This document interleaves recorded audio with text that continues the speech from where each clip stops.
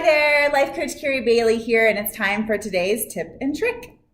So today is for those of you who wish you could read more. If you have ever thought, man, I wish I had more time to read, then this tip and this trick is for you.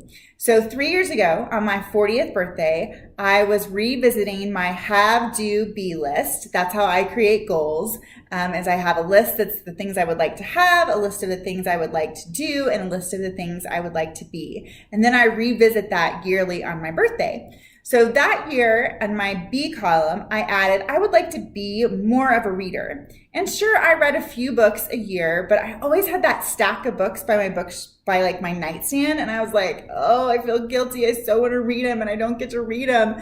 And so that first year I worked and I was like, okay, where can I find time to read? Okay, I'll read before I go to bed. And I would literally just put myself to sleep.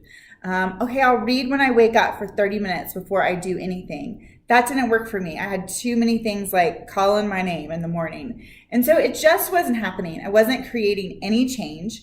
About after year one, a friend of mine said, like, hey, we're using audibles as a family, and I actually think you might like it. Like, we use it in the car. You should give it a shot.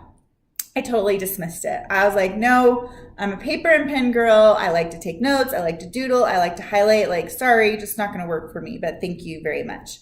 So at this point, we're a year and a half into this whole be a reader goal that I have, and I'm not making any movement forward. And I'm just not okay with that. I'm not. And so I said last summer, I was like, let me give this Audible thing a shot. We were traveling a lot. And so I was like, I want to try it. And you guys, sure enough, like, I actually really like it. And so from last summer to this summer, I have read over 34 books via Audibles.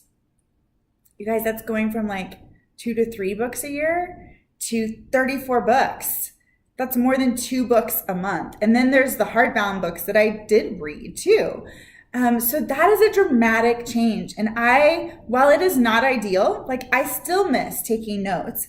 There's a lovely thing about Audibles, and there's a little plus sign when you're listening to a book via Audibles, there's a little plus sign and it'll allow you to capture a clip.